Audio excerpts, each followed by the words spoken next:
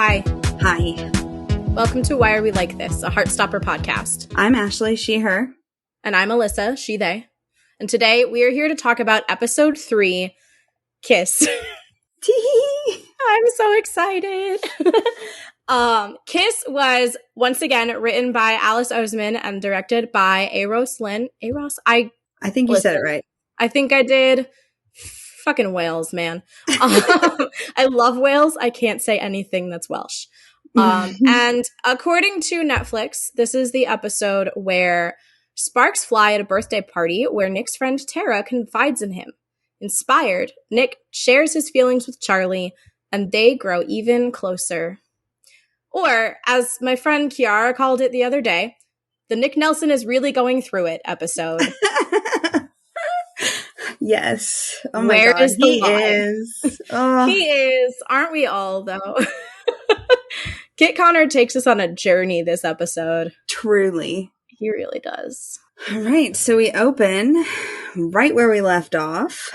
Yes. Crying our fucking eyes out. Exactly. Nick is Googling. My Own Person is playing. Yeah, another perfect song. Mm-hmm.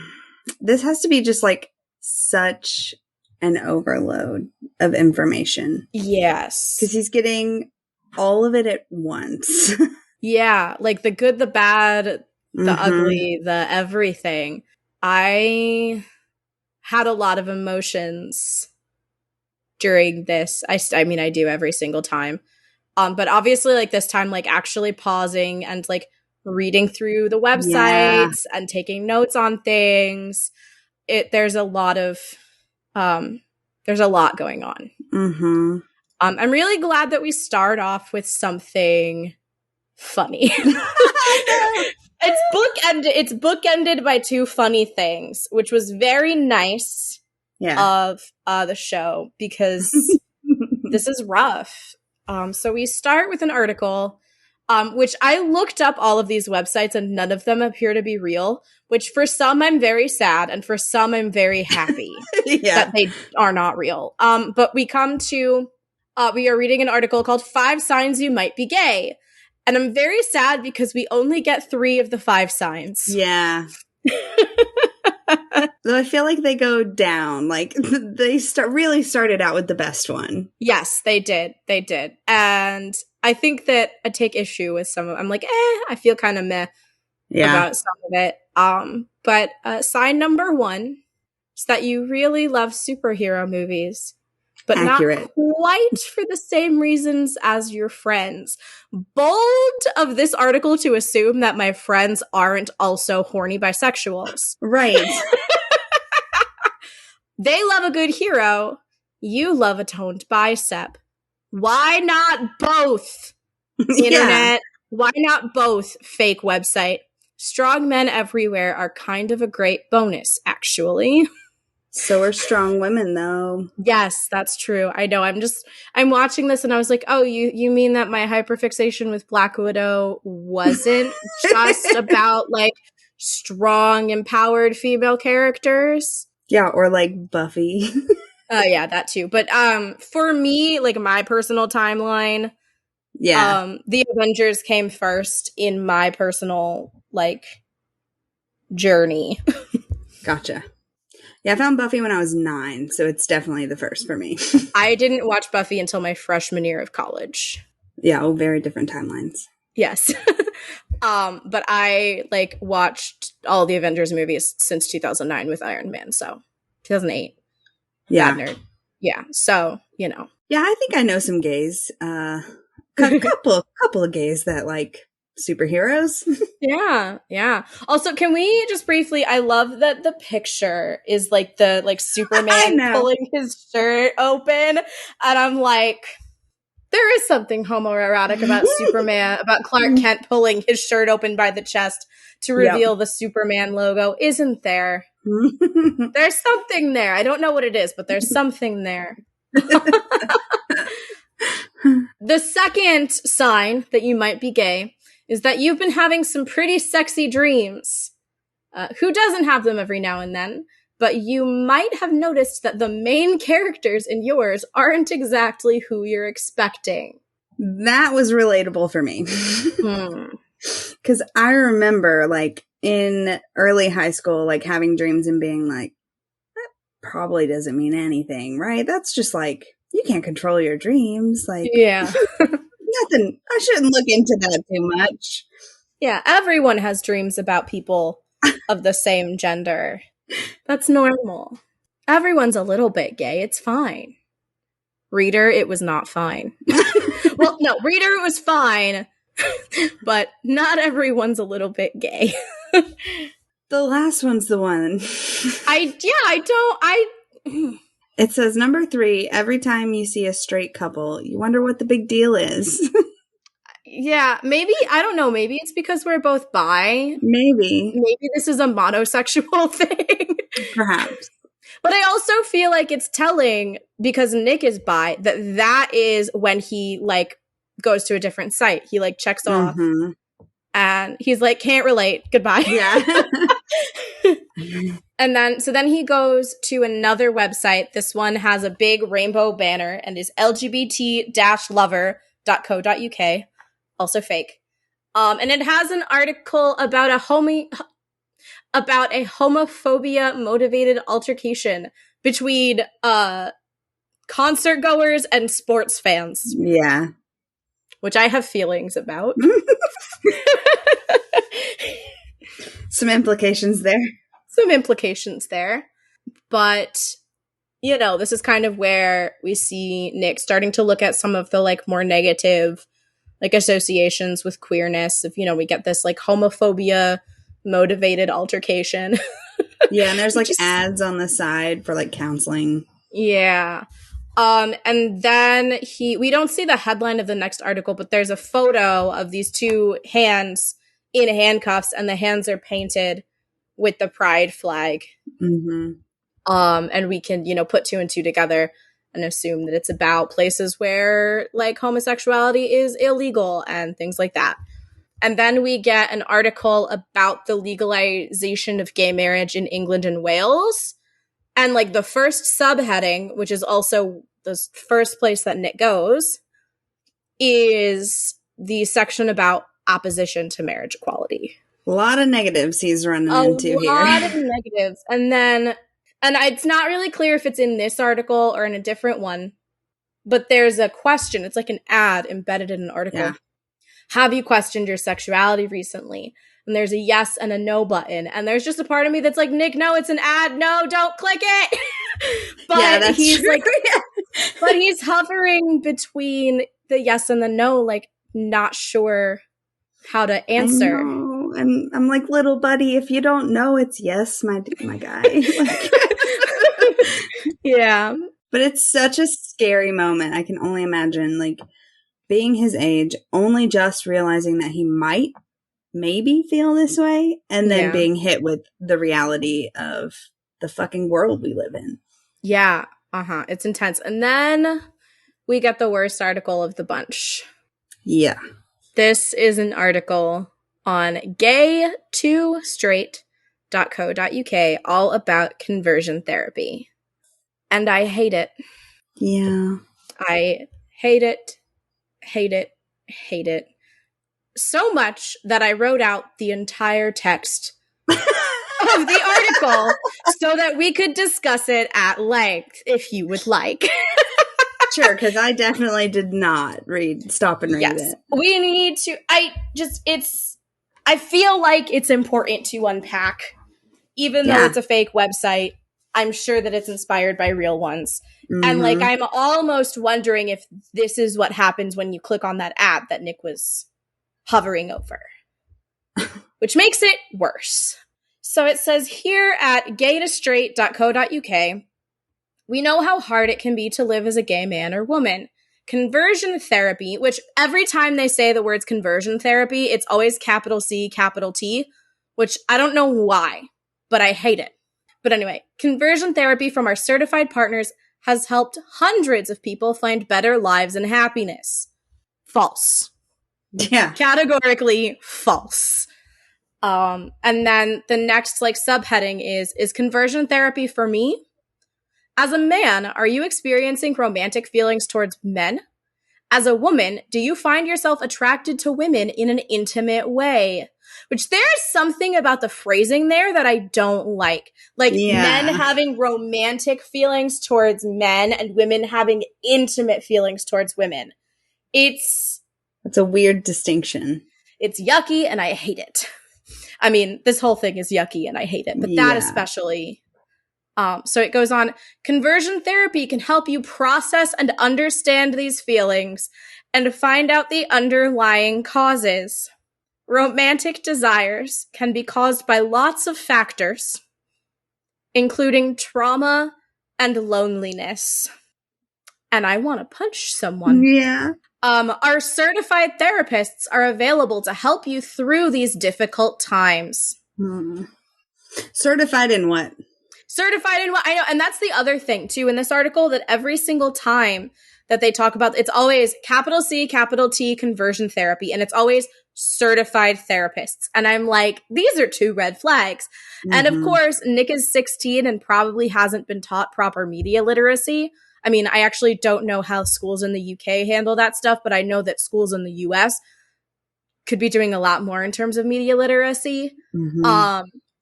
And I feel like Nick wouldn't be able to pick out those red flags, especially in such an emotional state like he is in this episode. Yeah. But yeah, there's a lot of things. And again, obviously this is written for the purposes of the show, but like this is totally something that you would come across if you're like a scared teenager looking for answers. Yeah, 100%. Yeah. If you're still not sure, take a look at all the existing research from scientific studies for more information. A lot of buzzwords. A lot of buzzwords, exactly. Which like you just know that they're using all of this it's like search engine optimization entirely. We know it might be scary, but conversion therapy can work for you. I also hate that it's like implying that someone would choose this for themselves, when I feel like a lot of times what really happens is that you are a queer child and you either come out to your parents or are outed, and your parents force you to do this. I mean, I'm sure that there are some adults who are like grappling with, you know, like religious pressure and internalized homophobia that do seek this out, but I feel like that's only one side of the story. Right. And then we got to the last section, which is, what is conversion therapy like? And I want to hurt things. Preferably my wall. I want to just punch through my wall. Don't be afraid. Conversion therapy is just like any other therapy.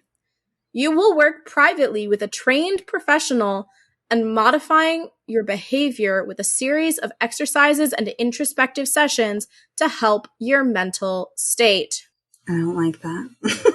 Yeah, I don't like it. And I actually, I was like, as I was doing my notes, I was like, I hate this so much. And it's supposed to be not good. I know it's an intentional choice and I'm supposed to be angry. And it's fucking working because it is. And I, like, even though it's made up, I'm just angry that Nick is sitting there reading this stuff. And I'm like, no, Nick, you don't deserve this. You deserve a hug and some hot chocolate. If Sarah Nelson only knew. Yeah. Oh my God. If Sarah Nelson knew that her son was looking at this, she would find this website. She would find their like brick and mortar headquarters and she would fight a bitch. Like, yes. But also the entire conversion therapy discussion makes me think of the fanfic that I read that was, but I'm a cheerleader, except it was with the Heartstopper characters. Oh my God. Fun fact, I've never seen, but I'm a cheerleader. Oh no. Yeah, it's because I'm a little baby. I mean, I hadn't seen it either until like several years ago I watched it, but it wasn't like, I was too young when it came out. Yeah, same. But it is so good and iconic. I know. I need to watch it. I just haven't had occasion to yet. Yeah.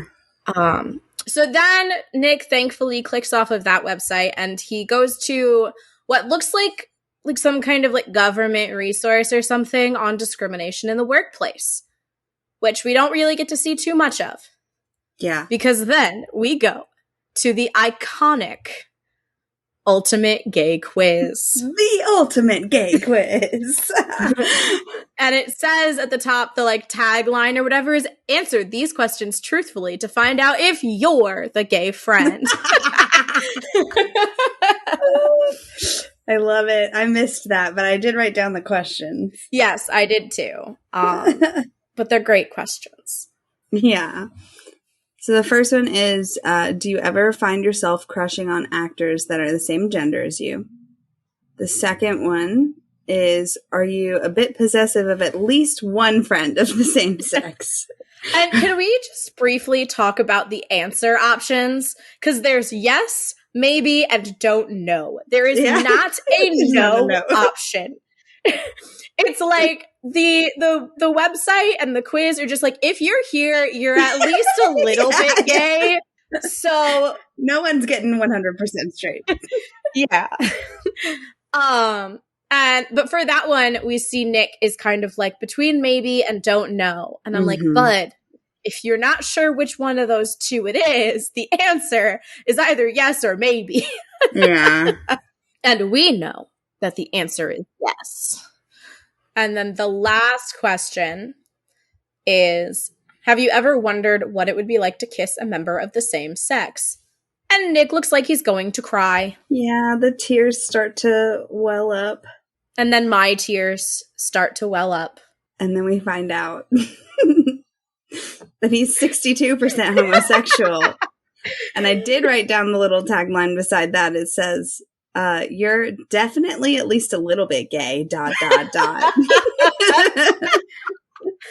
I love it so much. Yeah, I use the 62% homosexual thing all the time now. Yes. My husband walked in while I was watching this scene, and I was like, look, he's 62% homosexual. He has not seen Heartstopper, will not watch Heartstopper. It's not his cup of tea. Fine, whatever. I'm trying.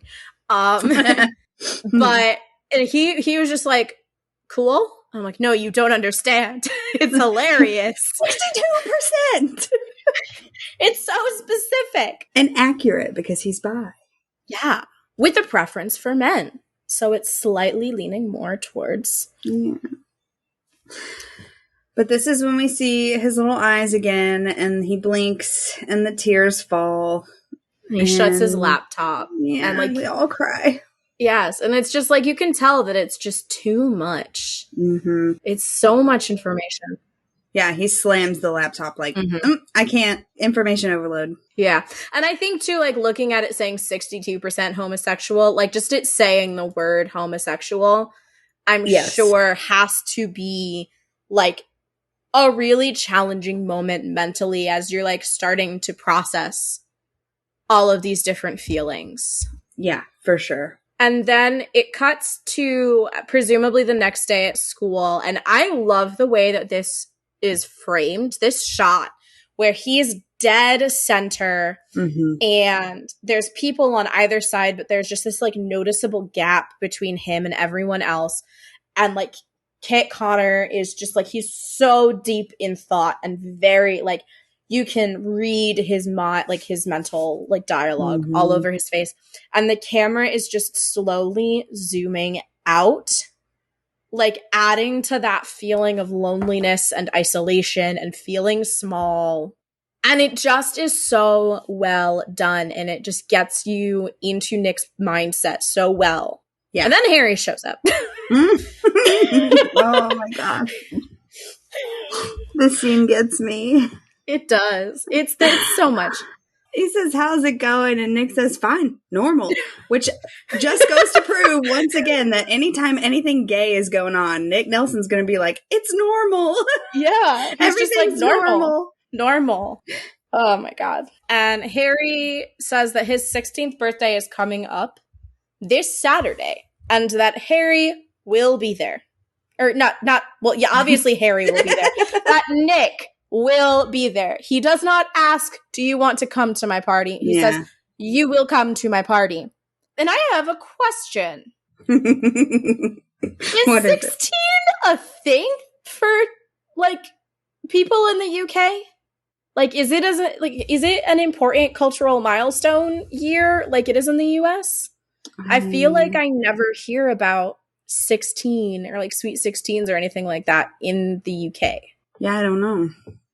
Georgie? Or is it just yeah, I know. I'm wondering, I was like, is it just a coincidence that he's turning 16 and that also he's just like a rich prick who would have a big party, right, regardless if it was 15, 16, 17, you know? Because like also even in the US, like I feel like a lot of guys don't do sweet 16s. I feel like that's primarily like a femme thing to do. But in any case, Harry tells Nick that he'll be there and tells Nick to bring some cool people with you. And then Imogen, sweet Imogen. She was listening, waiting for that. She's like, that's my cue. Yeah. And I love that she comes over and like scoots right up next to him, shoulder to shoulder, and he moves like just a little bit to make room for her. And she's like, oh, and just like scoots in and fills the space again. Like, he's making more room for me. Perfect. Yeah, it's so cute. She asks if Nick is going to invite her. At which point I was like, Imogen, aren't you one of Harry's friends? Did he not invite you? I was like, are you just flirting or were you actually not invited to the party? I think she was just flirting. Yeah, I think so too. Yeah, I think she would have been there regardless, but. Yeah. I love Nick's little attempt to try and flirt back. Where he's like, I don't know, are you cool enough? Yeah. It does not come off as naturally as when he's flirting with Charlie. No. But it's still cute. I don't know that I think he was flirting back with her so much as like he's just a generally playful like person. Yeah, so I don't think that I don't think that it's that he's actually flirting with her. I think he's trying to appear flirty back. Like he's acting flirtatious because that's what he thinks he's supposed to do in this situation. Yeah, I could see that. Okay. Yeah. And like, because you can tell that it's more forced. Yeah. Than some of the things that happen with Charlie in previous episodes, in this episode, in the future. But then when Nick says that he can invite her, Imogen gets all happy and there's like little purple hearts that like come up out of her head. And then we get the title card, which kind of like plays on that theme with the white and the purple and the little hearts, which is adorable. Yeah, super cute. Yes. And then we cut to the locker room where Nick is changing shirts and Harry is sitting right beside him, talking like he's not there. Yeah, talking to either Cy or Otis or Chris. I still can't tell which of the rugby boys is which of the rugby boys, but Harry's talking to one of the rugby boys. Like, literally, like, Nick isn't even there. It's so weird. It's the most 16-year-old boy thing I've ever seen in my life. I asked my partner because he played football all through high school, and I was like, okay, so, like, is this normal? And he was like, not really. Like, we would have just been saying it to him. Like, he was like, I don't think that this is normal. But I feel like it's something Harry would totally do. Yeah. And at some point, one of the rugby boys says that Nick is going to have his pick of 2 girls. And then we also later on see someone say he has 2 proper fit girls trying to get with him, and he's not even bothered, which is like the most fucking like chavvy British sentence I could ever say. Yeah. But my whole thing is they're saying all of this stuff, but what indication do any of them have that Tara is interested? Yeah. Aside from one kiss, which in this scene we learned was 3 years ago. Right. When they were 13. Yeah. They don't have anything. That's what they have. That's what they have is one kiss 3 years ago, which obviously means that Nick and Tara are destined to be together. I just want to know why Harry's so interested in Nick's love life. That's a great question. Harry Green, what's going on here? What's up, bud? But this whole time, Charlie's dying inside. Yes. And, like, every time that Nick looks over at Charlie, like, he's, like, we see him get upset. Yeah. Like, Nick is so upset that this like, he feels personally guilty that this conversation is happening. And it's like, buddy, it's not your fault. Harry's a dick. Mm-hmm. And Charlie knows that. Yes. But I think given the stuff that Tao said in the last episode, like there's definitely this like seed of doubt, and the fact that not only is he hearing more about Nick and Tara, but also this stuff with Imogen, which to this point Charlie didn't know about at all. Right. It's got to be difficult. Yeah, that's a lot to take in when you're crushing. Yeah, definitely. But yeah, when Nick finally gives in and says, yeah, maybe, and then he looks over at Charlie, and Charlie just like immediately looks down at his shoes like, nope, can't handle that right now. And Nick looks like he's gonna cry. Yes, it's so sad. I just want to hold them both. I know. Like in like a protective like mama bear stance in front of Harry, and just be like, back off. Yeah. My children. I will fight you. I will fight them. I don't care that Harry is a child. Okay, I do care. I wouldn't fight a child. But like, You sure would want to, though. I would want to. Like in the same way that like if like when my younger siblings were in high school, like if I heard that someone was talking shit to them or like about them, it would be like the same thing where it's like, I am aware that I'm an adult and I can't do anything. But right. Yeah, it's just like a, Yeah, for sure. So then we cut to form in the morning, their form class, and Charlie sits down and he's just so in love. And I know, he's so just happy to be there. Yeah. And Nick is looking worried. Yes. And he just like blurts it out. He's like, do you want to come to Harry's party? But there's like a pause. He's like, he thinks about saying it, then he stops himself. And then he goes to say it again, and then he takes a breath. And then he says, do you want to come to Harry's party? And then there's another breath, and he says, with me. And I scream, this is a date. He is asking you on a date. And he's so nervous about it. I know. And like Charlie has this look, which is so relatable of like, what? Social party? What? Especially a Harry Green party. Yeah. But then Nick puts on his adorable golden retriever eyes and says that he wants Charlie to be there. And how can you say Charlie no caves. to that? Instantly caves. And so he does. And then like he looks away and he just gets this cute little smile that's like the epitome of, did a cute boy just ask me out? Yeah. And Nick is also staring at him with that smile. And he is like, you can tell he's like drinking in all of Charlie in that moment. Like, yes. He said, yes, he's going to go on the date with me. It's so cute. It's so cute. And he's so excited that then he gets home that evening and he's in the group chat in all caps. Nick invited me to Harry's party. I'm screaming. And then key smash that I totally didn't pause and then type out letter for letter. Lies. I don't believe you. AJDNSJSBSISBFC, in case you were wondering. The comic panel editing is really well done here. Yeah. I think it's used so well for these like group chat scenes. I love Elle's room. Yeah, it's so cute. Perfect. And I love that she's like, OMG, you're going to a popular people party. Yeah. Tao is big mad.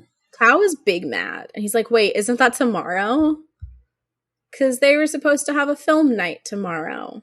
Which, like, they have film nights all the time. All the time. It's like I almost said one of Harry's. It's like one of Charlie's most used emojis. Yeah. And Charlie feels so bad. Like, you can see it in his face. And he says, like, I'm so sorry. I totally forgot. I told Nick I would go with him. And obviously, Tao isn't there. And Tao can't see how bad Charlie feels. But he is really just making it worse in this moment. He's like, you said you'd hang out with us. And Charlie's like, can't we just do that another time? And at this point, I'm like, you guys have film nights like every other weekend. It's fucking fine, Tao. Tao says, it's our film night. It's sacred. Isaac and Elle, back me up on this. Isaac is like, no. Isaac is... He looks at his phone puts it back down, and then goes back to reading Quantum Mechanics, the Theoretical Minimum, which is in fact a sequel to the Theoretical Minimum, What You Need to Know to Start Doing Physics. Okay, all right, Isaac. I had to look that up. I should remind me to put the link where I get all of this from, all of the books that Isaac reads. Remind me to send that to you guys so that we can put it in the show notes. Okay. Because I look it up in the same article every time, and that's where I get all of my information. So we should share the wealth with the world. Rad. But yeah, so Isaac wants nothing to do with it, which, like, good job, Isaac. I'm very pleased at Isaac's, declaration of neutrality in this moment. Yeah. By going back to his fucking quantum mechanics book. In his amazing sweater. I want that sweater. I want it so bad. The sweater game on this show goes so hard. But, Charlie says that he's so sorry. He'll make it up to Tao. And Elle comes to the rescue. And she says, it's okay. It can just be us three tomorrow, and we'll do something us four soon. Little peacemaker. I love her. She's really like the voice of reason in this episode. A lot of the times, I feel like. Yeah, but I feel like Tara also, but like within the core, like original little group here. Again, this is another episode where I have a really hard time empathizing with Tao. For some of it. I feel like there's other times where I'm able to empathize with him a bit more, which we'll get to.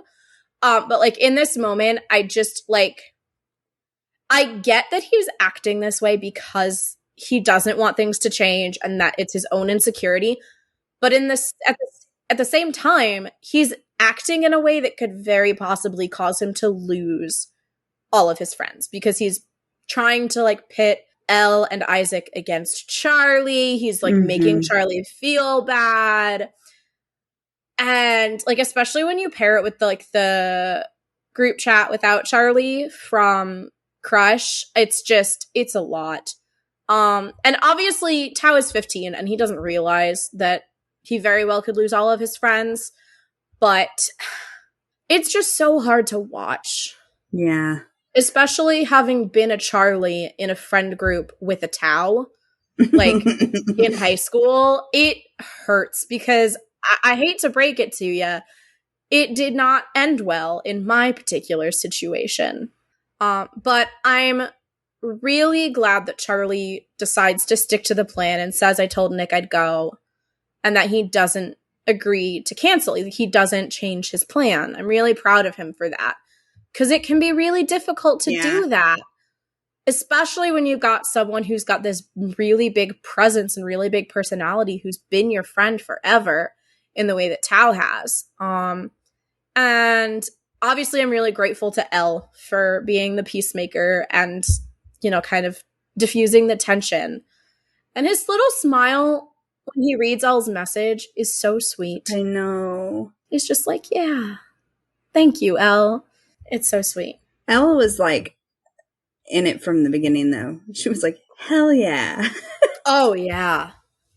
Elle ships it. We all ship it. But Elle is the captain of this ship. Maybe co-captain with Isaac. Oh, yeah. Oh, yeah. Oh, God. I can't wait to talk about Isaac in a little bit. So we cut to Julio dropping Charlie off. Which, 2 notes at the beginning of this scene here. I briefly thought that Charlie was driving and was very confused until I saw the steering wheel and remembered that this is England and they drive on the other side of the road. But I was like, I'm not even joking. I was like, wait, what? Is that because it was fucking 7:30 in the morning? Maybe. Is it because I was slightly hungover because it was the day after Thanksgiving? Maybe. But I saw that and I was like, what? And then I realized. Also, pretty sure that the balloon budget for this party was more than my entire wedding. Right? There's so many. And they're all in these elaborate balloon sculptures. Which is expensive. Exactly. Just a simple arch is expensive. Yeah. Mm-hmm. And my wedding was not cheap. My wedding was many digits.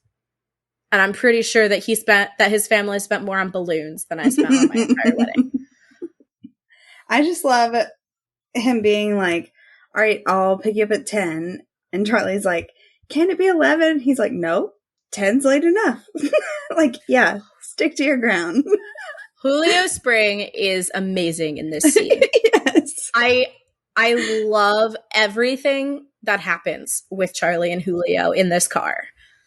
Like, I swear to God, the actor, Joseph Balderrama, he has like 3 lines, but he gets the concerned, supportive dad energy perfect. Yeah. It's like, in those 3 lines, we know everything we need to know about Charlie and Julio's relationship. Yeah. And I just love that he knows that there's a good chance that this might not end well. And is like, you just call me. Yeah. It's like he just makes it clear that he's there for Charlie without being too intrusive about it. Like, he sticks to his ground on the curfew, which, whether that's just because he doesn't want to wait up, whether it's because that's curfew and he doesn't want to change it, like, whatever the reason, whether it's because he's worried, like, he sticks to that boundary.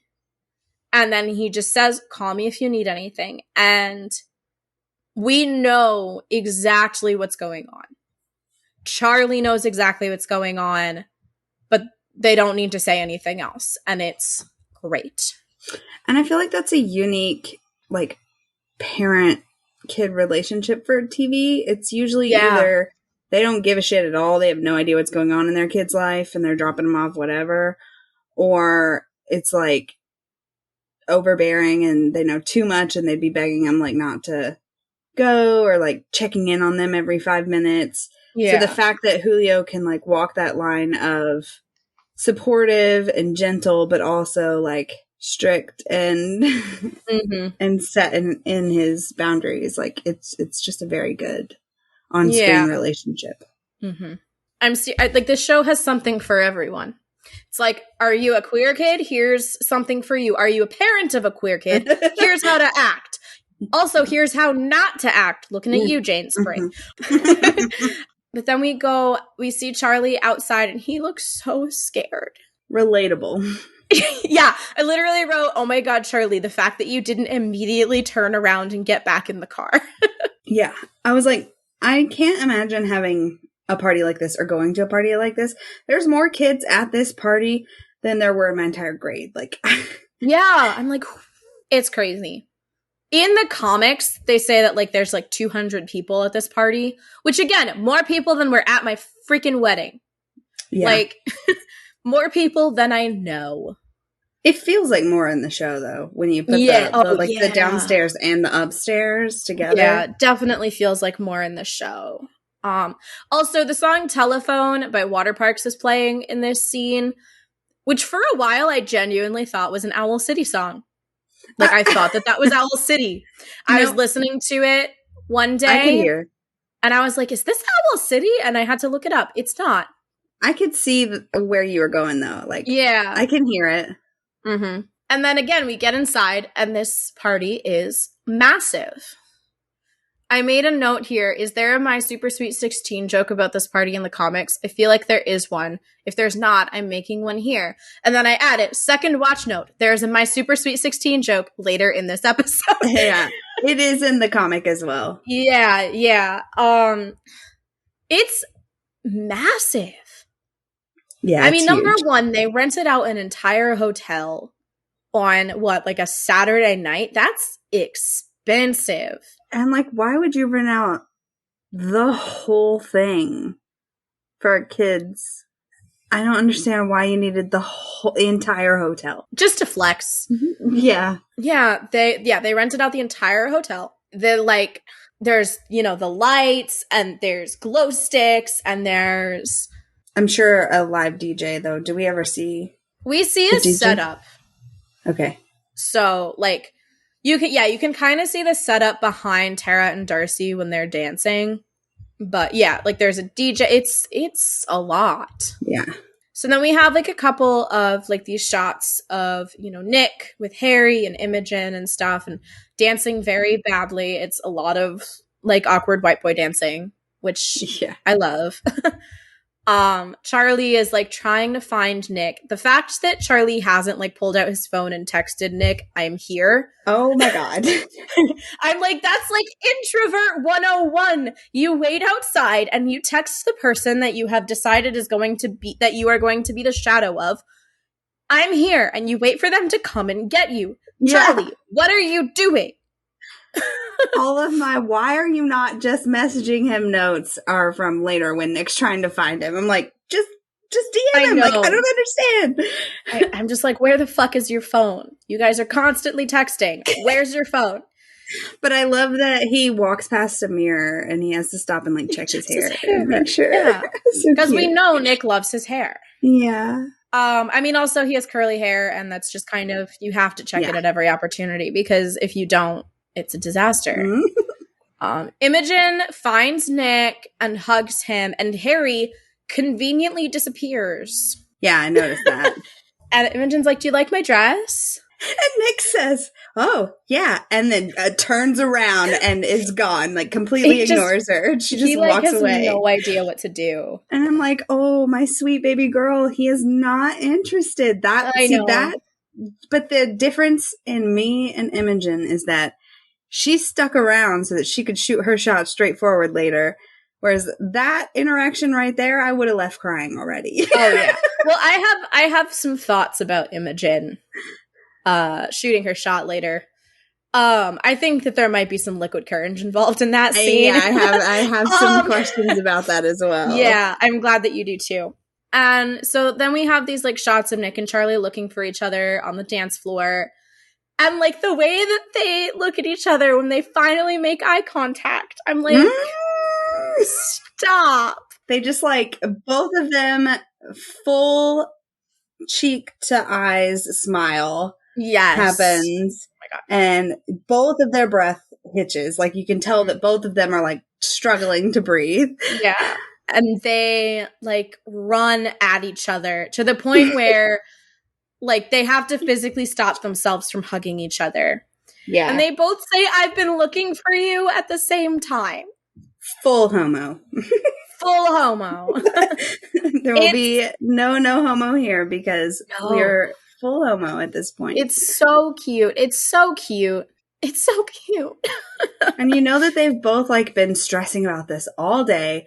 They both like stressed about their outfit and how they looked. And then they got there and then they were like, where's the other one?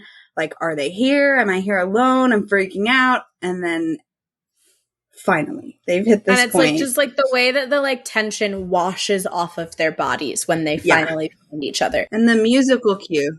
Yes. But also because I was reading the comics earlier today and I was reading like this part of the comics, the fucking outfits, the costuming is spot on to what they're wearing. Mm-hmm. It's incredible. I was like, damn. I know. Go a lot of the times I wonder, like, how long did they hunt for that specific thing? Or did they just get something and then paint it? Like, how did they do? Because I know that that's probably, like, the bags that they have that are, like, exactly the same. I'm sure they're painted. Yeah. And their fucking little giggles after they say it is so cute. It's the cutest thing. Oh my God. I love it so much. They're adorable in this whole scene. They're adorable. They're adorable, period. Yes. Speaking of adorable, we go to Tao's house and Elle gets there and Tao's mom is so excited to see Elle. It's adorable. Yeah.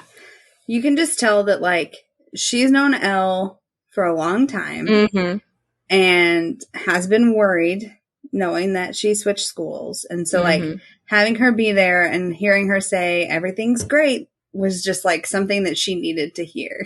Yeah. And I love how angsty and jealous Tao is that his mom is giving Elle all of this attention. And I'm like, are you jealous that your mom is giving Elle attention and you can't? Or are you jealous that your mom is giving Elle attention and not you? I think he's jealous because his mom is giving her attention, which is stealing Elle's attention away from Tao. Ooh, I like that reading of it. I think that works. He's like, you two stop talking. I want Elle to talk to me. Yeah. Mm-hmm. Let's go to my room. Yeah. Tao's suggestions for movie night are Ladybird, Moonlight, and Arrival. 3 movies I have not seen. I've seen Ladybird, and it's really good. It's not really like snuggly movie night fare. I got that vibe from the list. Yeah, I mean, no, of the 3, like if those were the 3 options, I would tell them to watch Ladybird. It's got Saoirse Ronan, it's got Beanie Feldstein. It's a fun movie, but it's also got some like really heavy emotional like mother-daughter relationship stuff. It's a good movie. I recommend it. But like with the asterisk of like there is a lot of like intense mother-daughter relationship stuff that I know a lot of people struggled with. So like for anyone, that's a thing in the movie. But Saoirse Ronan kills it. It's directed by Greta Gerwig. Timothée Chalamet is in it, which I mean, obviously, if Saoirse Ronan is in something, Timothée Chalamet is in it. It's a cute movie. I liked it. Moonlight, I haven't seen, mostly because I know that it's really sad, and I don't think I can emotionally handle it. And the only thing I know about Arrival is that Amy Adams is in it. Okay. And it's like a really intense, like Oscar baity sci-fi movie by the same guy who directed the Dune movie with Timothée Chalamet. Interesting. Zendaya. So, yeah. Elle wants to watch something funny. And sounds like not possible. Yeah. It can't be like a film night if it's a comedy. Which, just wow. And then Tao says he wanted it to be like old times. And Elle says, well, it's not old times anymore. Which... That is one of my favorite line readings of the entire show. Yes, it's so Yaz's delivery of, it's not old times anymore. Yaz does so much in this episode. Like, and I feel like because this is the episode where Nick and Charlie kiss, a lot of the stuff with Elle does not get talked about as much as it should. But and Tara and Darcy. Yeah, but yeah, Elle has an amazing episode. This is such a big episode for Elle. It's a huge episode for Tara and Darcy. But we're going to get to all of that in a little bit because right now, Tao and Elle's phones both go off. And they have a text from Isaac in the group chat. Sorry, gang. I'm super sick and can't make it tonight. Enjoy your evening. And the biggest fucking shit-eating grin emoji I've ever seen. And we all know that you are not sick, Isaac Henderson. We all know what is going on here. We know exactly what you're doing. The only people who don't know exactly what you're doing are Tao and Elle. Yeah. Oh my gosh. Yeah. Not subtle. Not subtle at all. Super sick my ass. You're fine, Isaac. Just don't want to be a third wheel. And also probably at least a fraction of it is like, he's not going to shut up about Charlie and Nick the entire time. So I'm going to stay here and read my book instead of going over there to read my book. Yeah, I have to finish reading about quantum mechanics. Yeah. So that I can then read some other shit for the next episode so that I can be in the middle of another series. I love Isaac. Back at the party, Nick and Charlie are talking about Mario Kart. Yeah. And Nick has dragged his mom to play Mario Kart. Yes. Which I want that deleted scene, please. Give me Olivia Colman playing Mario Kart. You know what I want? No, forget the deleted scene. I want the behind the scenes footage of Kit and Joe trying to explain to Olivia Colman how to play Mario Kart. That is what I want. Give it to us, Netflix. You cowards. Harry shows up to tell Nick that Tara is here, has arrived at the party. Harry comes over with his entire fucking posse because he can't go anywhere without a group of people. Like, literally cannot go anywhere without the entire rugby team. It's gross. Yeah, I hate it. And Harry, like, tells Charlie about the whole situation with Nick and Tara. As if he wasn't right there in the fucking locker room and heard it all earlier. And asks Charlie if Nick should go for it. He's like, don't you think he should go for it? I do love his delivery of proper romantic. Yes, it's great. It's great. The actor, I forget the actor's name. I didn't write it down, but he does a really good job. Yeah. Of being like, just like fucking lad. Yeah. Derogatory. Yes. Insult intended. Yes. And then Harry, like, literally drags Nick over to talk to Tara. And Charlie follows. Yeah, it's really sad. But also, the whole time that Harry walks Nick over to Tara, his hands are all over Nick's body, is all I have to say. I just think he's using this as an excuse to get a little closer. It's just like, have we discussed the homoerotic subtext of the way that Harry Green talks about Nick Nelson? Yeah, it's like he's too obsessed with it, and he does. He's very touchy-feely. Interesting.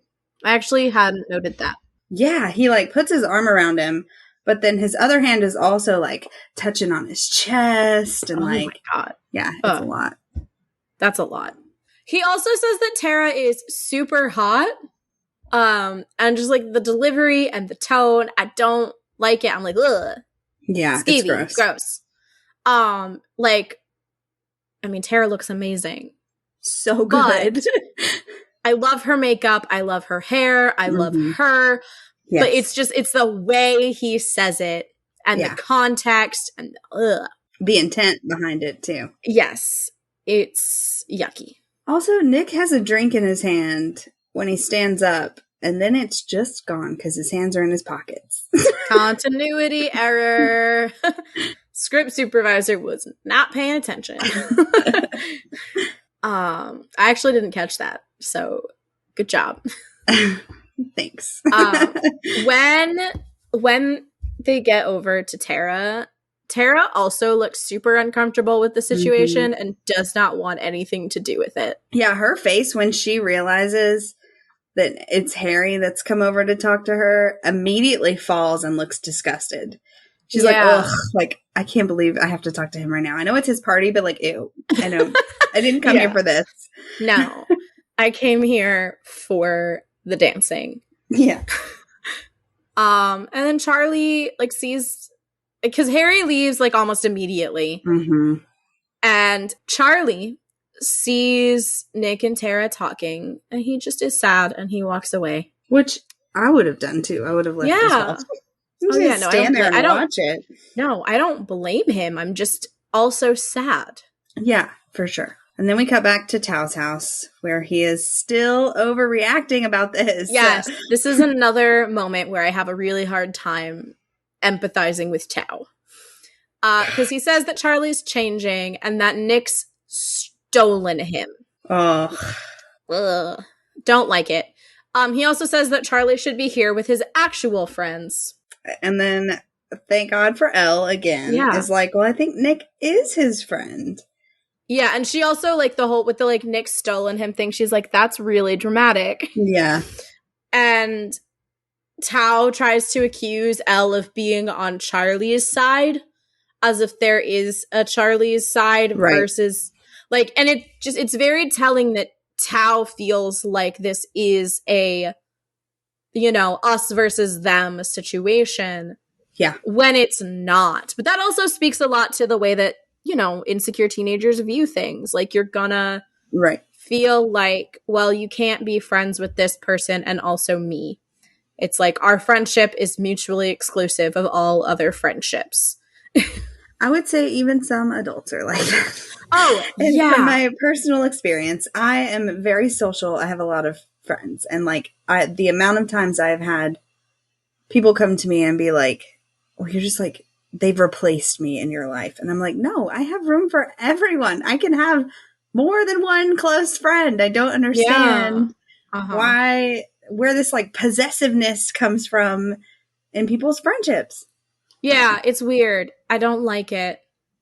And Elle, again, is like, there aren't any sides. Elle has just, like, such a great position. I feel like Elle being good friends with both Tao and Charlie, and also, like, being kind of outside the situation at Higgs, gives her just, like, the perfect perspective.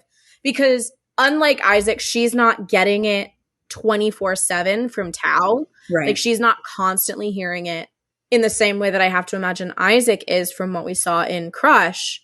And she also, not for nothing, has the information that Tara is gay and is not ever gonna want to be with Nick. Yeah, she's not a factor. Yeah. So, like, she just has a really good position within the friend group to be able to kind of call Tao on his bullshit. And I also think that it speaks to her friendship with Tao that she's able to kind of call him on it in a way that I don't necessarily know that Isaac would feel comfortable doing. Yeah. I think they would have butted heads a bit more. Like, I think that Tao wouldn't have taken it quite as well coming from Isaac, whereas coming from Elle, it's like kind of like a slap in the face, like what he needed to hear a little bit. Yeah. Now it still takes him some time to get there, but this is a turning point for him for sure. I also feel like Isaac is just a little bit less, like, likely to stand his ground. So, like, if he tried to stand up to it at the first sign of Tao pushing against it, he would kind of, like, back off and be like, oh, okay. Yeah, I agree. Yeah, or like, I see what you're saying. Or he would just pick the book up again and be like, okay, and then just start reading again. Yeah. So then we go back to the party. And Nick and Tara are talking, and this is so friggin' awkward on both ends. They're so awkward. Neither of them want to be here. They, like, off the bat acknowledge that they do not feel that way about each other. And Nick is, like, holding his breath and doesn't even know it, I think. And when she says, like, I'm not interested in you that way either, he, like, exhales so hard. He's like, oh, thank God. Like, It's so funny because, like, to everyone else, they would assume that the opposite is happening. And, oh my God. And then Tara says what was almost my favorite line of the episode. All this could have been avoided if I just told everyone I was a lesbian. And our sweet little Nicholas. Says, well, that's not really something you'd want to lie about. Like, oh, sweet baby. Nick, read the room. Like, but the moment that Tara says it wouldn't be a lie, like, something clicks in Nick's brain, and it's like the sky has cleared. Like, there is finally sunshine after an amount of time of rain. And it just becomes, like, this, in that moment, this scene just becomes, like, everything to me. Just, like, the way that he's like, wait, what? Like, there's someone else. And they're happy. And also, in the background, because when Tara says, that's my girlfriend over there, Darcy's trying to catch, I don't know what, marshmallows, popcorn, who the fuck knows? Something. She's trying to catch something in her mouth. It's hilarious. And I'm like, that is the perfect introduction for Nick to Darcy. Perfect. Yeah. And Nick asks why Tara's telling him. And she says that she and Darcy have been talking about it and that they don't feel the need to keep it quiet anymore. And that they don't want to make a big coming out announcement, but they don't feel like they have to hide it. And he thinks that's so cool. He does think that that's so cool. And it is so cool. It is. And, like, it's just as important for Nick to hear that as it is for all of the queer kids watching the show in this moment to hear that. Like, I wish that I had heard that from, like, when I was, like, 15, 16 years old. Yeah. And also, I love that as soon as it becomes, like, possibly relevant, Nick brings up Charlie, and Tara's gaydar just goes off. Oh boy, does she know immediately. She's like, yeah, I know him. Like, do you know him? He's like, yeah, we sit together and form. And then her face is just like, gay. Yeah, yeah, it's great. And then Darcy comes up to ask Tara to dance. It's just, I love it. Yeah. I have a note here, and I don't remember the particular context, but it just says in all caps, Kit Connor's face acting, an Emmy for Kit, please, which presumably is something to do with... Probably how he lovingly stares at them running away to the dance floor. Yes, probably. And then Nick turns around, and Charlie is gone. And then I don't want to talk about the rest of... I do want to talk about the rest of this, but I don't want to talk about Harry. But we have to talk about Harry. So Harry asks where Nick is going. And Nick says he's going to find Charlie. And then I want to punch Harry in the face. Yep. And all the other boys that are just laughing hysterically. Yeah. Oh my God, I hate it so much. This is very, like, on brand with my high school experience of teenage boys. Oh, yeah. He's like, why do you even hang out with him? He's just a nerdy little year 10. And he's like, wait, do you think he has a crush on you? How sad. To which I say, do you have a crush on him, Harry? Oh my God. I'm not going to let it go. Nicholas Nelson, my fucking hero, says, that's homophobic, Harry. And I really don't like you. Happy birthday. And just the way that he punctuates it with happy birthday is perfect. And I love it. And I am so proud of him. Mm-hmm. It's great. And I think in the comic he says happy fucking birthday. He does say happy fucking birthday. Which is just like, yeah. Just a little bit more of a kick. Oh my God. This show does not do fucks. So... And my note says, I wish he had stuck with this attitude. I know it's hard and it's scary, but fuck do I hate this prick. Don't we all? So we cut back to Tao's house. I really want to know what they ended up watching. Yeah. Oh, speaking of, I'm pretty sure, because in the comics, in the previous episode, in the comics, they're watching Back to the Future. During the hand scene? During Crush, yeah. They're watching, in the comics, they're watching Back to the Future. So I'm wondering if they were watching Back to the Future. But, like, I'd have to go back and, like, really focus in on the audio coming from the TV. And that's really difficult for me.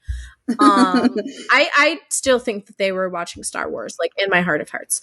Anyway, I couldn't even guess what Elle and Tao are watching. I know the audio was really low. I tried to listen and then I was like, this isn't going to happen. No. Probably some like Wes Anderson or something. I feel like that would be Tao's like middle ground of, okay, you want to watch something funny? We're going to do like pretentious funny, like Wes Anderson kind of stuff. And like, I love Wes Anderson. But like, it's probably something along those lines. Yeah. Like Moonrise Kingdom or something. But so Tao apologizes for making it weird. Mm-hmm. And Elle says he didn't, but I think he did. Yeah. I'm like, no, Elle, no, let him apologize. He is correct. Let him own it. In this instance. Yeah. But, you know, it's like about time he starts processing these feelings. Yes. And this is where I have my note about Yaz and her acting choices. Yes. Because the emotional journey that Elle goes on just in this scene where she's talking to Tao about how she's changed schools and it was really scary and she didn't want to put herself out there. And when she's saying all these things, she doesn't look at him. She kind of like comes into herself and like hunkers in a little bit, looks down.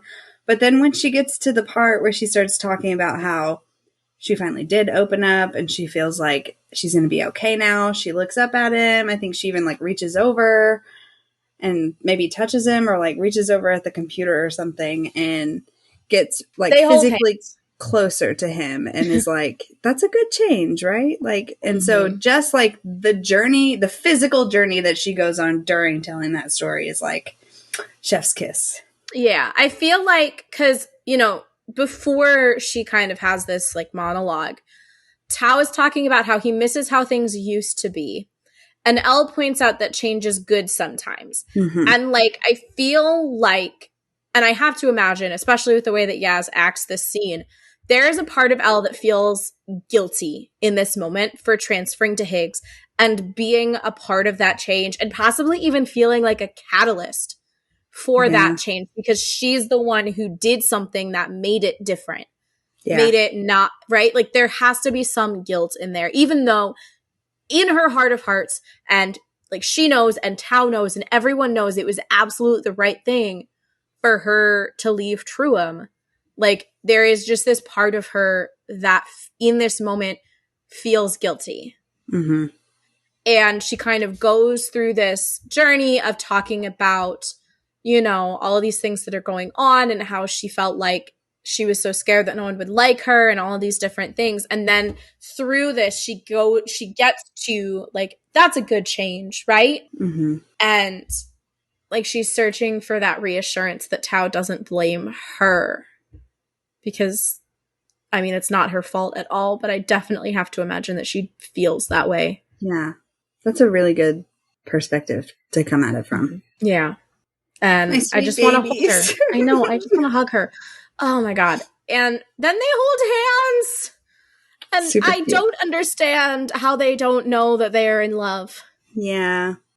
Everyone's clueless on this. Everyone's clueless and not subtle. Except for Isaac. Isaac knows everything. True. The next scene. I love the next scene. It's just, obviously it's awful, but I love it. Because Charlie's in the hallway and he runs into Ben. Which, I rewound it a bunch of times to look. I think Ben bumps him on purpose. Oh, definitely. Because Charlie's looking down, but Ben is looking straight forward. So, like, rather than just saying, hey, I'm sorry, whatever, he has to be physical about it first. And he's a fucking asshole in the scene, too, because he says, like, he tries to apologize, and then he says, have you finished sulking about it? Yeah. Fuck you, Ben. Yeah. Not great. Charlie tells Ben to leave him alone, and Ben tries to grab him. Charlie pushes him off, pushes him into the wall, and says, do not touch me, in just, like, this big voice. And he walks away. And I'm just so proud of him. How far he's come. Give him a hug and tell him everything's going to be okay. And that he did a good job. Yeah. Because he did. Yeah. It's telling to see, like, how much confidence in that situation he's gotten just in these few episodes of kind of understanding how bad it really was and how good it could be and getting that, like, self-worth check. Yes. Also, I have to imagine that the rugby has been really helpful. Yeah. In a lot of ways, like, also just, like, in the ability for him to, like, have that instinct to shove him against the wall. Yeah, true. Like, I feel like the rugby's done him some good there. That's true. Yeah, so even though I hate that scene, I love it because I'm just so proud of the way that Charlie handles it. So then we cut to Nick, who is looking for Charlie so hard. And again, I'm like, Nicholas, where's your phone? Why are you not texting him? I don't understand. Yeah. Oh my God. And the bisexual lighting has arrived. Yes, the bisexual lighting has arrived. Gotta love the bisexual lighting. But he's like looking upstairs. He is walking around looking at all the little corners. Down over the dance floor. Oh, buddy. Just send him a message. Just fucking text him. Call him even. That's a bit much. Yeah, that's a bit much. Also, I was like, yeah, don't call him. But like, also, like, even if you tried, I don't think that either of you would be able to hear a thing. No, anything. Yeah, but he's like literally looking high and low for Charlie. Yeah. Like, doesn't want to find or talk to or interact with anyone else. Just Charlie. Mm-hmm. And then we cut back to Tao and Elle. There's a lot of cuts here. It's a lot of like the back and forth between these two situations. And Elle says that she misses Tao and Charlie and Isaac and kind of like acknowledges like that Tao is not wrong to, like, feel the way that he's feeling. He's just going about it the wrong way. And also just, like, a reminder that he's not the only one that's dealing with change. Yeah. They are all dealing with it. Mm-hmm. And I love that Tao tells her about the apple juice from the first episode. I said the flirting is so strong here. Oh, and yeah. They don't even know it. They don't. And then Tao ruins it. Yes. Again. By asking. He's like, he asks Elle to promise that they'll always prioritize their friendship no matter what. Which Elle says is a bit dramatic because it is. And then Tao says, like, no matter what changes, we will always put our friendship first. And to Tao, here is what putting his friendship with Elle first looks like. We'll still go bowling and watch creepy documentaries. And we'll always stay up to watch the Oscars, which in, like, UK time, the Oscars don't even start until 1 a.m. Fuck. Yeah, so that, yeah. Is that red carpet or no? That's like the actual starting. That's the actual show. Like, I think the red carpet's usually like, I think the red carpet usually starts at like 6 or 7 my time, Eastern time, which would be like 11 or 12 UK time. But then, because it like airs during prime time, so it's like usually from like 8 to 10 o'clock Eastern time. But I guess to a teenager. Yeah. I'm and like, then oh, hell no. Yeah, no, same.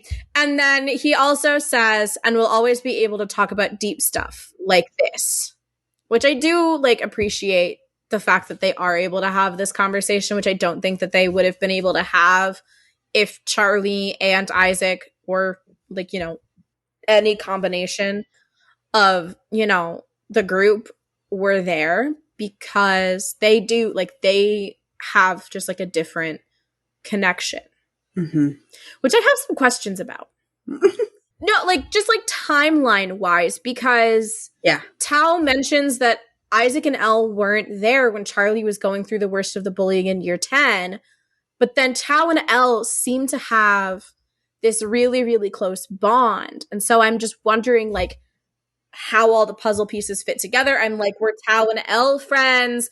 And also Tao and Charlie were friends. Like, some of them. But then at the milkshake bar, when they ask, she says that she was friends with Charlie and Tao came along as a package deal. I just have so many questions. Although I'm also wondering if, like, maybe Tao saying that, like, Isaac and Elle weren't there is like maybe they weren't clued in. Maybe they weren't clued in. Maybe Charlie was only talking about it with Tao. I don't know, maybe they just, I mean, because Elle's a year older, so, like, maybe they just, like, didn't have classes together and so didn't really see what was going on. There is just kind of, like, a little bit of questioning at sometimes where I'm like, but how does this, I need to get my red string out and put it all together. My gut is to say that, like, Elle heard about Charlie being bullied. And then it took her a while to, like, get close to him, and by the time she did, it was already kind of dying down a little bit, but then they've bonded really closely since then, maybe. Yeah. That's just how knowing Elle and how she operates, I feel like if she heard about Charlie, she would have sought him out and, you know, been there. There's also a part of me that's like, maybe Tao just, like, because he's a little bit, like, in his own world. Yeah. Like, doesn't know that Charlie was also reaching out to Elle and Isaac for support. True, yeah. So, like, there's a lot of different, like, ways that it could be interpreted. I just, like, when I was watching it, I was like, huh. What? And also, like, this scene, to me, is the reason why Elle is so hesitant later to clue Tao in on any of her feelings. Oh, yeah. Because I feel like she keeps coming back to this talk. Yeah. And that's where all of her hesitation comes from. Yeah. It's like because our friendship means not addressing my feelings. And also he's terrified of change. And if I change something again, how is he going to react? Yeah. This is a big scene. It is. Speaking of big scenes. Oh my God. Clearest Blue is a blastin'. Clearest Blue is playing. Nick is still looking for Charlie. Imogen shows up. Imogen is questionably drunk. Yeah. Oh man, I had this discussion, I think with Jared on Twitter too. Like, oh my God. There's they give us no indication that they're drinking. Oh no, none at all. Except but Imogen for this. is definitely hammered. Yeah. And like so confident. And he is just not interested. Mm-hmm. Oh my God, he has no idea what's happening. He's like, I don't know how to react to this. I don't know what to do. I just want to find Charlie. Yeah. And he, like, when she says, I really like you, Nick, and he's like, what? Wait, what? And which, it continues to be a theme with him, because later on when she asks him out, he's like, I didn't see it coming. And I'm like, you didn't after she cornered you on the dance floor and told you that she likes you? You didn't see this coming at all? To be fair, a lot happens after this that he might have forgotten it happened. That's true. Very true.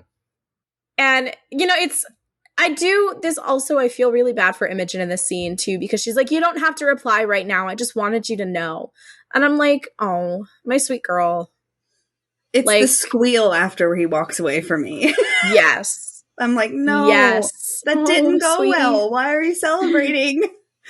Because she's drunk. Yeah. Oh, my God. And I love how she kind of, like, acts like it didn't happen after this, too. Yeah. Does she remember? Yeah, I was going to say, again, evidence for her being drunk. But yeah, no, it's weird because we don't really see anyone else drinking, although it's a party. It's like a high school party, and we don't see any adults. So I feel like you could just assume that there's alcohol on premise. So who knows? But she's, at the very least, Imogen's drunk. Yeah, yes. But Nick has to go look for his friend. His friend. His 100% platonic BFF, Charlie Spring. Besties. Yes. And as he's like crossing the dance floor trying to find Charlie, he sees Tara and Darcy dancing. And they look so happy. And then he looks so happy.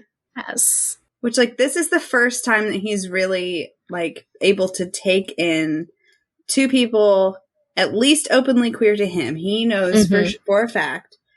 And they're happy, and they're dancing, and they're acting just like any other straight couple would act at this party. Yeah. And then they kiss. Mm-hmm. Which then it's like, there's no question about it to any. I mean, we later learned that there apparently is still some question, but we'll talk about that next episode. But, like, he sees them kiss, just the way that he looks at them. Mm-hmm. Actually, also, when I was talking to my friend Kiara about this episode, when she first watched it, she told me that it's like, this was everything that 15-year-old me needed. And I mean, I think it's a moment that a 15-year-old, all of us needed. Yeah. It's just like, because the way that Nick feels in that moment is like the way that like queer kids feel the first time that they see a queer relationship, like on screen or in person. And it's just so big. And like the fact that like the way that the show gives space to it, where it's like the rainbow flag fades in behind Tara and Darcy, and they're dancing, and there's so much love and joy. It's perfect. I need to go back and find it, but there was an interview that I read or watched with some of the crew, and I want to say it was Eros that was saying it, but don't quote me on that. But they were talking about how they already had this song picked out, so that rather than it being like them dancing to nothing on set, they had this song playing and like for the beat and everything. That's so good. That everybody could like authentically be celebrating. And I thought that it kind of shows, like, I feel like there are some moments when he's like just running through the crowd where they're offbeat and stuff, but like this specific moment, this little slice of it is perfect. Yeah, and like the way that Corey and Kizzy are moving. Yeah. Is and even it's the people very around clear. them. Yeah, it's great. It's great. I love it. Yeah, no, there's definitely some other scenes where I'm like, they had it picked out for music. Like Nick and Harry dancing, like when we first see them at the party, that they were just kind of like, and you're at a party, go. Yeah. But yeah, no, you can really tell that they actually like have the music cues all figured out for this scene. Also, I just want to point out that this is a huge moment for Tara and Darcy as well. And their faces after they kiss they're like, unbelievable. I can't believe we just did that. And also like, hell yeah, we just did that. And also, can we do it again? Like, this is the best. And it's just like such a milestone moment for them as well. And I feel like, like you said, this being like the Nick and Charlie kiss episode, a lot of this other stuff gets it doesn't get the light that I feel like it deserves. Yeah. No, it's so huge for them. And like you can see, and I think too, the fact of like this being like a dancing scene. Yeah. And like the song and the energy behind it, it's like you can see how freeing it is for the two of them. Yeah. They're like liberated. Yeah, and it's great. It's such a big deal for the two of them. And I feel just like in general, like Tara and Darcy don't get the love that they deserve as a queer couple in the show. And they totally deserve it because I mean, and Kizzy and Karina too. Like they don't get enough love for their acting. Oh my God. It's great. But Nick's world is changed. Oh, so much. Oh my God. And he has such an urgency. I have to find Charlie right now. Right now. Yes. Right now. Also, wait, I'm sorry. Just really quickly though, the fact that the song is called Clearest Blue and blue is such a Nick color. Yeah. Like it's the Nick color. It's the Nick color. And it's just, it's like I think that's also like really important to just kind of like note in this moment. But yes, no, Nick is like, I need to find Charlie right now. I feel like if he doesn't find him right now, he's going to just like have a full-on breakdown. Oh, yeah. Or just like explode. Like, yeah, explode. Right there on the spot. And so he finds Charlie sitting by himself. On a different couch. Yes, on a different couch. Not the same couch. So many couches in this hotel. Charlie says he left because he felt like he was in the way, which, like, I see you, Charlie. I feel you. I'm such a Charlie. And he also says, your year 11 friends are kind of intimidating, which again, I see you. And also, I think they're especially intimidating here because it's like Harry and this entire posse. And it's just like this large mass of teenage boy. Yeah. Also, like in a room full of other teenagers. Like if anything happens, like all of the attention of everyone is going to be on them. Yeah, it's really intimidating. And Nick confesses that he doesn't want to hang out with them anymore. Which it makes me like partially sad because I know, and like especially from the comics, that some of those guys are good friends. But Harry ruins it for everybody. Mm-hmm.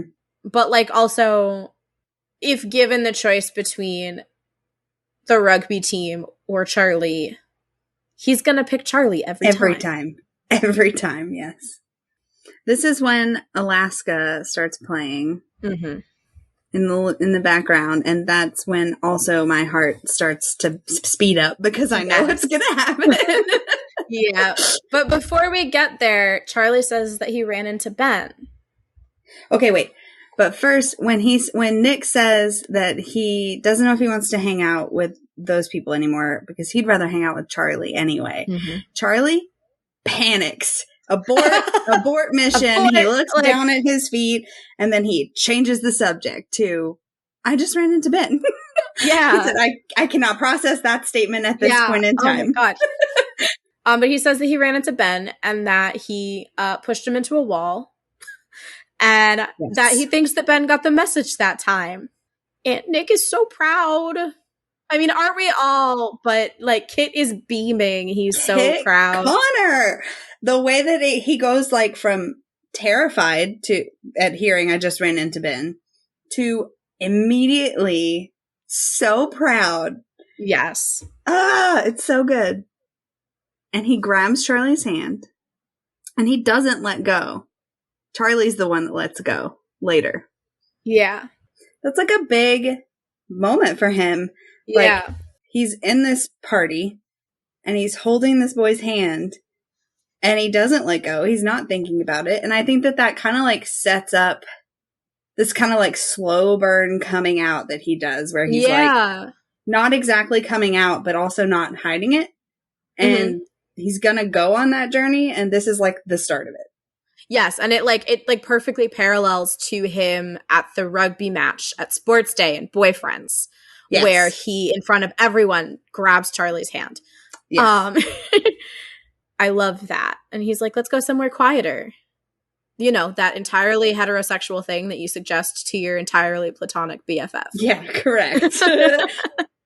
And then Charlie suggests that they race. No, I think Nick says, do you want to race? Okay. And Charlie says, oh, you want to race me? And that's when he drops his hand. Yeah. And then Charlie fucking bolts. Yeah, he's gone. And I'm like, Nick, you know that Charlie's whole thing is that he's really fucking fast. It's why you asked him to join the rugby team. That's why I asked him to race too. This is a flirty move. Oh, yeah, I know. My next note is just flirting in all caps. Yeah. And I said, the bisexual lighting is so strong here. Yeah. And I also wrote down lyrics. You and I, there's air in between is just like, such a good song choice. Yeah, no, it's great. There's a lot of really good song choices in this episode. In this show. Well, yes. Also in this entire show. Yeah. Also, can we just going back, right? Because the song that's playing when Charlie arrives is Telephone. And guess what he doesn't do? He uses his fucking telephone. Sorry, that just occurred to me. Oh my gosh. It's just like, maybe that was not the best song choice. But it's a bop, so we'll allow it. It is a bop. But anyway, what is it? I didn't write it down, and I'm really mad at myself for not writing it down. But Nick says something, and then Charlie says, that's because you're old. He says, I'm dying. So, like, as they go up the stairs, he says, you're going too fast. And then they round another corner. He says, slow down. And then as they go up and it shows them running down the hallway to the ballroom they eventually end up in, Nick says, I'm dying. And Charlie says, it's because you're old. Just some first class flirting from the two of them. And then they go to this like completely empty ballroom because Harry's parents rented out the entire hotel for some reason. And then we get the My Super Sweet 16 joke. Yes. Where Charlie says, he should have gone on My Super Sweet 16. And Nick says, so he could cry when his parents got him the wrong color Lamborghini. Which Harry would totally do. That fucking tracks hard.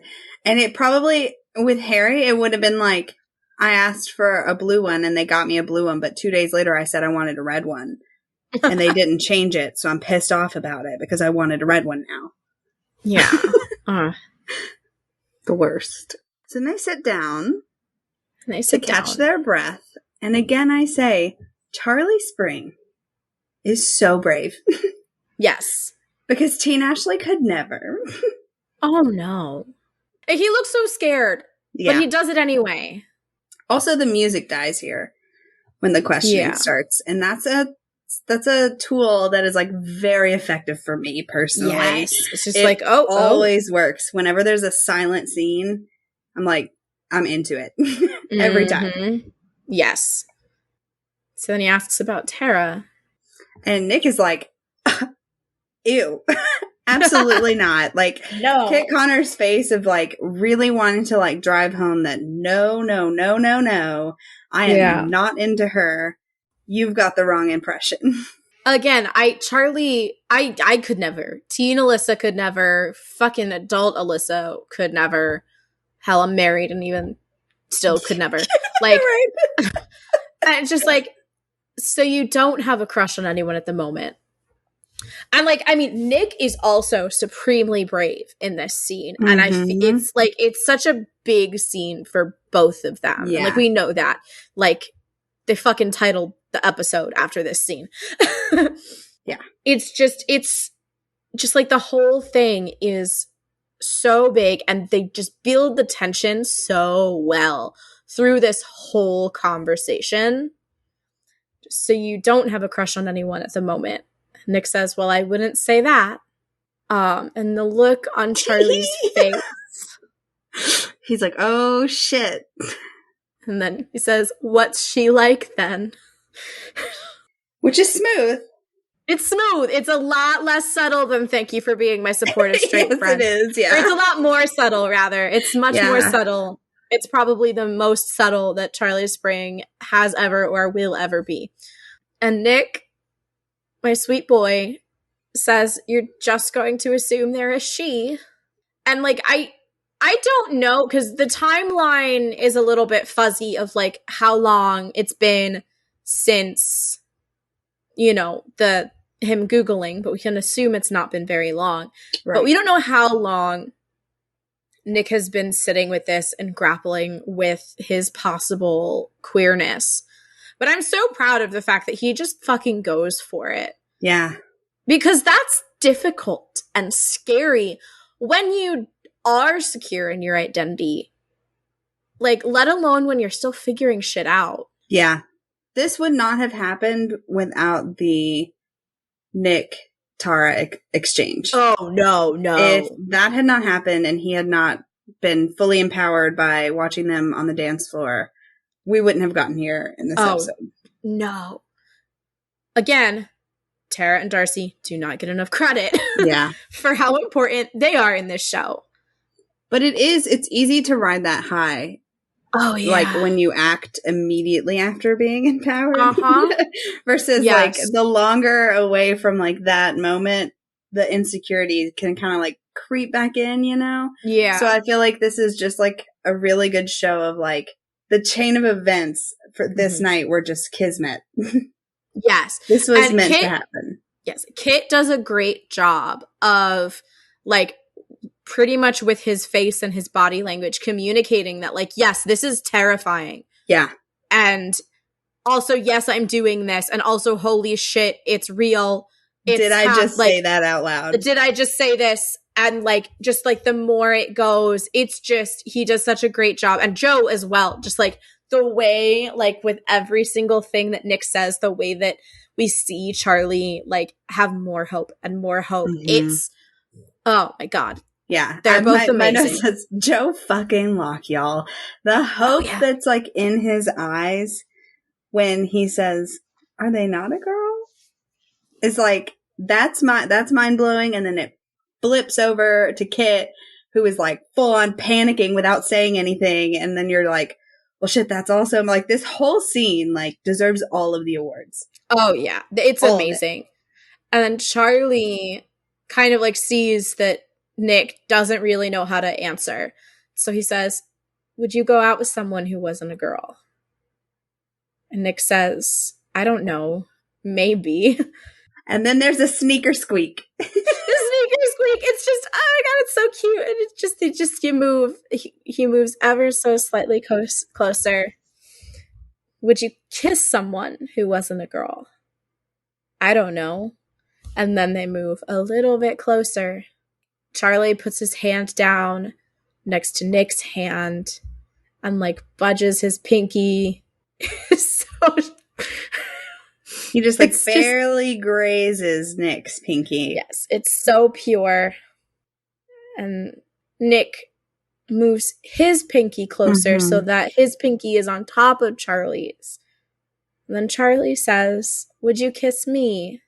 And then I start openly sobbing. Mm-hmm.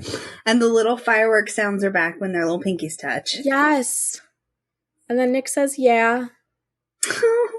And they kiss. And it's so gentle. It is so gentle and tender. It's the perfect first kiss. Yes. And Nick looks so scared, but in a good way. Yeah. Yes. And they pull away, but their pinkies stay locked together. And they both look straight forward. And, like, they just do such a good job of communicating, like, the different ways in which they're processing what just happened. Mm-hmm. And then we cut back in from the wide, and Nick grabs Charlie, like, fully grabs Charlie's hand, and they kiss again, and it's, like, a more intense kiss. I can't stop crying. When Nick looks up and looks at Charlie again before he full on grabs his hand, there's a rainbow glare like on his I missed forehead. that one. And it's like with the like scared but hopeful face with the rainbow glare, and I scream, "Gay achievement unlocked." First gay kiss. I love it. And yeah, so then he grabs his hand and they go in, and that second kiss is like everything pours out of them, like all of the months of pining, their little daydreams, all the little moments that they've had, like it's full on, they're in it. And so for me, I just want to also point out that when Nick, like when they have their first kiss, my heart's at like a 4.5. Mm-hmm. Like it's almost stopped. But when Nick processes it and then reaches down and grabs Charlie's hand, code blue, code blue. Yeah. She's out. Yeah. We go from like 4.5 to 10 out of 5. Like in like dead. Half a second flat. It's, oh my God.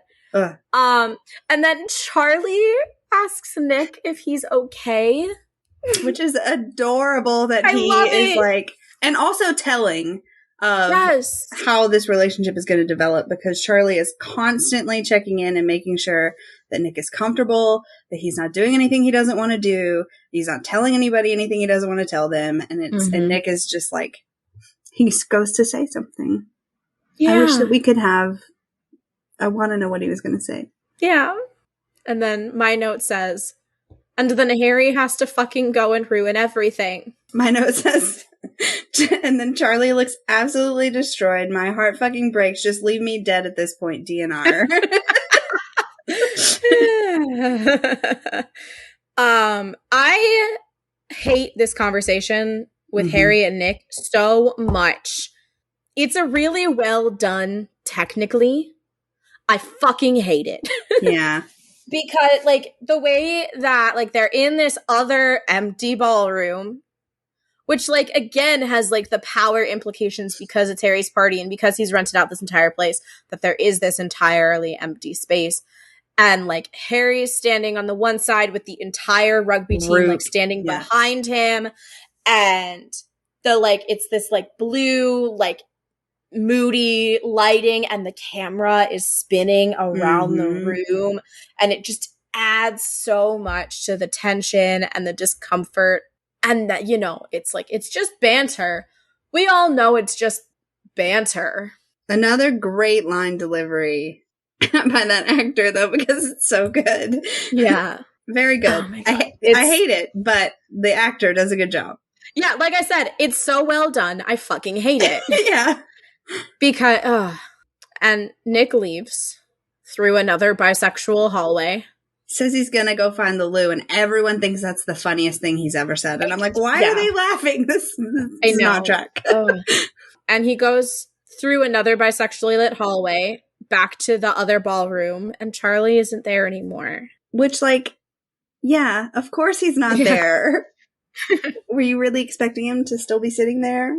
I feel like there was just like a little bit of hope. Maybe, but you know. He knows. The way that he looks around the empty room, he knows he's fucked up.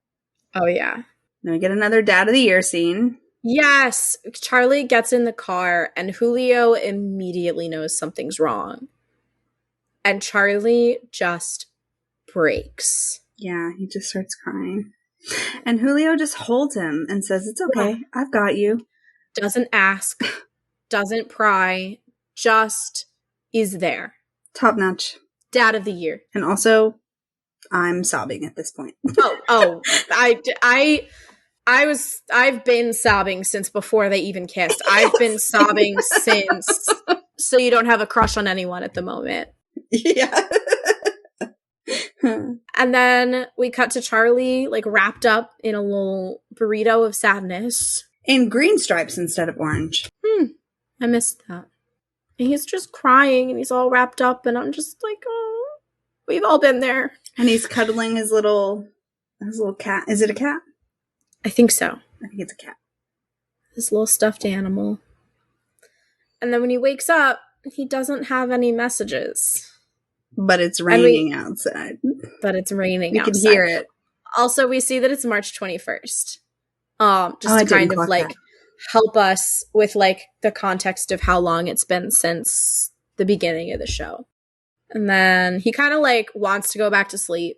Then we cut to him, like, brushing his teeth. Yeah, he checks, but he has no new notifications. So we know that Nick has not reached out since the party, which is arguably, like, worse than him just leaving. Yes. Like, the scene of him leaving, because you know that Charlie did not sleep well last night. Mm-hmm. He's probably checked his notifications 100 times throughout the night, waiting, and has gotten nothing. And that just, like, puts his depression into, like, overload at this point. Yeah. And so he's brushing his teeth, and he, like, flashes back to, like, asking, would you kiss me? But imagines Nick saying no. And my heart, again, breaks. It's in, like, a jillion pieces at this point, and we're only on episode 3. And these little flashback scenes where he's seeing things that happened, but seeing them negatively, are so effective. They're so effective. Mm-hmm. And then there's a knock at the door that brings him back to reality. And Charlie's mom asks him to get the door, that it's probably the postman. I love that Tori didn't even, that she's not an option for answering the door, because we all know Tori's going to be like, no. Yeah. I will not be doing that. Yeah. So Charlie goes downstairs, hair undone, still in his PJs. And it's not the postman. It is not. It is, in fact, Nicholas Nelson, soaking wet in the rain, wearing the blue hoodie that Charlie wore on their snow day. Yeah. And he's panting because he just ran all the way here in the rain. From his house in the rain. No umbrella, no raincoat. And they say, hi. Hi. And then the episode ends. And I literally wrote, why, Alice, why? It's impossible to stop between these two. No, literally, you just click next episode. You have to. One does not simply finish kiss and start secret. Not start secret. You have to. It's the law. And then by that point, you're like, well, there's only 4 episodes left. Might as well. And then you watch the whole fucking series over.